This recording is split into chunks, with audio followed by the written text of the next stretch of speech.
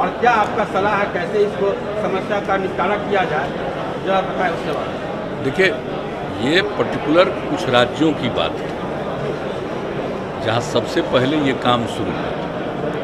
उत्पादकता भी बढ़ी थी और वहाँ से लोगों का खरीदा जाता था अनाज। तो वो उन सब इलाकों में जो नई पॉलिसी बनी है, नई कानून बने, तो उसको लेकर के उन लोगों का विरोध है।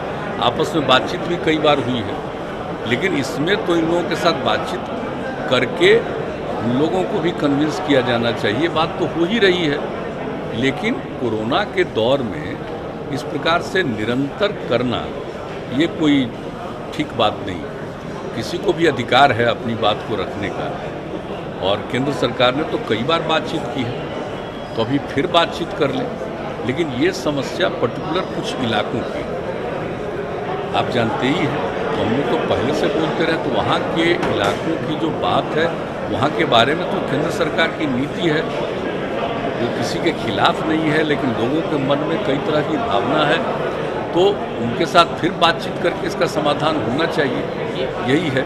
लेकिन हम लोगों का जहाँ तक सवाल है, हम लोगों का यहाँ पर तो आप जानते ही हैं कि यहाँ पर कितना ज़्यादा हम लोग सारा काम कर रहे हैं और यहाँ पर कितना ज़्यादा प्रोक्योरमेंट हो रहा है।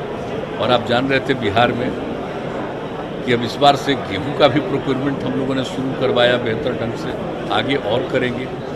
तो यहाँ तो बात ही दूसरी है, लेकिन पर्टिकुलर उन जगहों पर जहाँ सबसे पहले प्रोक्योरमेंट शुरू हुआ था, वहाँ के लोगों की जो प्रणाली थी, जो काम करने का वहाँ का तरीका था, तो वहाँ के लोगों के साथ बातचीत करके उस इलाके के लिए क्या होना चाहिए, इस पर विचार करके ही फाइनल एक दूसरे से बातचीत। लेकिन हम तो सबसे अनुरोध करेंगे कि भाई कोरोना के दौर में इस तरह से पूरे तौर पर इतनी बड़ी संख्या में इकट्ठा हो करके, ये देख लीजिए दुनिया भर में समस्या है, और इस तरह की ये चीज़ आ गई है कि एक राउंड नहीं, दूसरा राउंड, अब तीसरे राउंड का खतरा है। तो इस पर गौर करना चाहिए, सोचना चाहिए पार्लियामेंट में, लेकिन बातचीत तो होना चाहिए। देखिए, रूलिंग पार्टी है, अपोजिशन पार्टी है, तो अपोजिशन पार्टी को तो जिस चीज़ में कुछ करने की इच्छा होती है वही ना करेगा, वो तो एक अलग चीज़ है।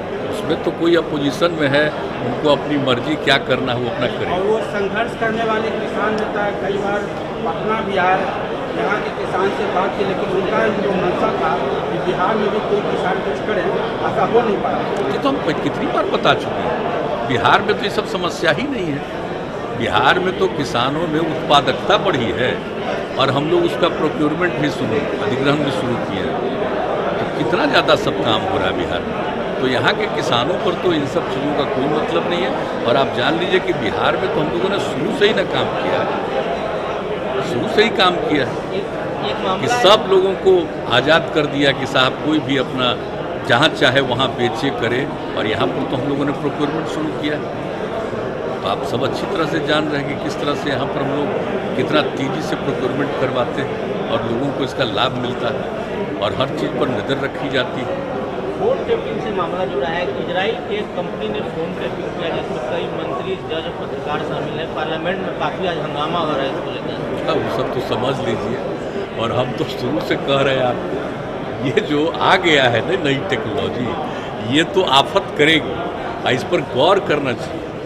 ये जो कोरोना आया है, ये कोरोना का इस रूप से क्यों हो रहा है, एक के बाद दूसरा, दूसरा के बाद तीसरा की संभावना। तो ये सब जो चीज़ें हैं ना, ये निश्चित रूप से आप देख लीजिए कि जब ऐसा टेक्नोलॉजी आ गया है, तो चलिए उसका लाभ भी लोगों को मिलता है, लेकिन इस टेक्नोलॉजी का दुरुपयोग भी लोग करते हैं। ये तो दोनों तरह की बात होती है। तो जानते ही हैं कि किसी चीज़ का उपयोग करना, किसी चीज़ का दुरुपयोग करना, सोशल मीडिया का कितना इम्पैक्ट बढ़ गया है। लेकिन उस सोशल मीडिया पर कोई अगर अच्छी बात भी करता है, तो बहुत लोग निगेटिव बात करते रहते हैं, एंटी सोशल काम करते रहते हैं। तो क्या कीजिएगा, तो टेक्नोलॉजी जब आई है तब से तो ये सब और शुरू हो गया। वो फोन टैपिंग का और फ़ोन के जासूसी का जो टाइमिंग है वो बड़ा इम्पोर्टेंट है। वर्ष 2017 से लेकर के वर्ष 2019 मतलब लोकसभा चुनाव से पहले, तो आपको ये लगता है कि पत्रकारों का फ़ोन टैप हो रहा है, पॉलिटिशियन का फ़ोन टैप हो रहा है, मंत्री का फ़ोन टैप हो रहा है, विरोधी दल के नेता का फ़ोन टैप हो रहा है, ये सब तो बड़ी गंदी सुप्रीम कोर्ट के जज का फ़ोन, ये तो बहुत फालतू चीज़ है। किसी को इस तरह से डिस्टर्ब करना अच्छी बात नहीं, मेरे हिसाब से तो बिल्कुल बेकार बात है। और ये जो नई टेक्नोलॉजी सब आ करके इसका जो दुरुपयोग हो रहा है और किस तरह से इसका बुरा असर भी पड़ रहा है, कई जगह लोगों को परेशानी होती है, काम करना चाहते हैं उसमें बाधा आती है, कई तरह की बात होती है। अगर कोई निगेटिव और गलत काम करे तो शुरू से ही तो उस पर कार्रवाई करने के लिए प्रावधान होता ही है। लेकिन अब जो आ गया है तो इसमें होता है, कई लोगों को किसी तरह से तंग करना, परेशान करना, ये सब भी चलता ही रहता है। आप सब लोगों को ज़्यादा मालूम है। हम तो तेल के दाम कम नहीं हो रहे, लगातार बढ़ रहे हैं। आपने पहले भी चिंता जाहिर की है इसको लेकर, अब तो 100 पार हो गया है। हाँ, वो सब तो ऐसा ये है कि कई बार बिहार सरकार की ओर से आज के समय में टैक्स कम किया गया है, लोगों को मामूली राहत ही सही, मामूली राहत देने के लिए। तो क्या अभी जो 100 के पार तेल का दाम हो गया है, तो आप अपने स्तर से या केंद्र सरकार से भी अनुरोध या अन्य राज्य सरकार से भी अनुरोध करेंगे कि एक सामूहिक प्रयास हो केंद्र सरकार की ओर से और राज्य सरकार की ओर से कि टैक्स में थोड़ा कमी करके जो भी संभव हो पब्लिक को इस महंगाई से राहत दिलाई जाए तेल के दाम। अभी हम लोगों ने तो उस पर कभी गौर नहीं किया। मैंने ईमानदारी से आपको बता देते हैं कि रेट तो बढ़ रहा है, लेकिन कभी इस पर गौर नहीं किया। लेकिन आप जो सुझाव दे रहे हैं तो इस पर तो परामर्श किया जा सकता है, बातचीत किया जा सकता है। आपस में पहले हम लोग बात करेंगे, अपने यहाँ बिहार में आपस में पहले बातचीत करेंगे, इसके बाद इसका क्या रास्ता है, किस तरह से लोगों को राहत मिल सकती है, उस पर गौर करेंगे। अभी तक नहीं देखे, ये अखबार में छपता है, रोज़ देखते हैं कि इसकी कीमत बढ़ रही है, ये तो देखते हैं, लेकिन ये हम आपको ईमानदारी से बोल रहे हैं कि इस पर कभी क्या करना चाहिए, इस पर अभी हम लोग नहीं सोचे। लेकिन आप पूछ रहे हैं तो हम लोग आपस में थोड़ा बातचीत करेंगे, देखेंगे क्या किया जा सकता है। और एक सवाल ये कि नेशनल रजिस्टर ऑफ सिटीजन ये एक मुद्दा है, लेकिन उसका अभी रिपरकशन ये है कि जो लगभग 19 लाख लोग इस NRC से बाहर हो गए आसाम में, उनके साथ समस्या है कि उनका बायोमेट्रिक फ्रीज कर दिया गया है, उनका जो है सो आधार कार्ड नहीं मिल रहा है, तो उनको बैंक में अकाउंट फ्रीज है।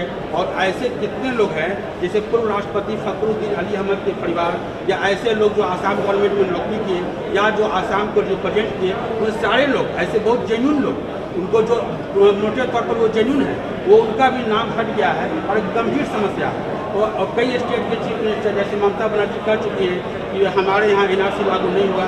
तो क्या बिहार के संदर्भ में आपका क्या सोच है कि ये आगे एक समस्या होगा? आप कुछ उस पर स्पष्ट कर दें। बिहार के बारे में तो पूरी अच्छी तरह जान रहे हैं। बिहार में तो सब कोई समस्या ही नहीं है, हम लोग ये आप खूब ठीक से जान रहे हैं, आज से नहीं प्रारंभ से ही जान रहे हैं। लागू नहीं होना।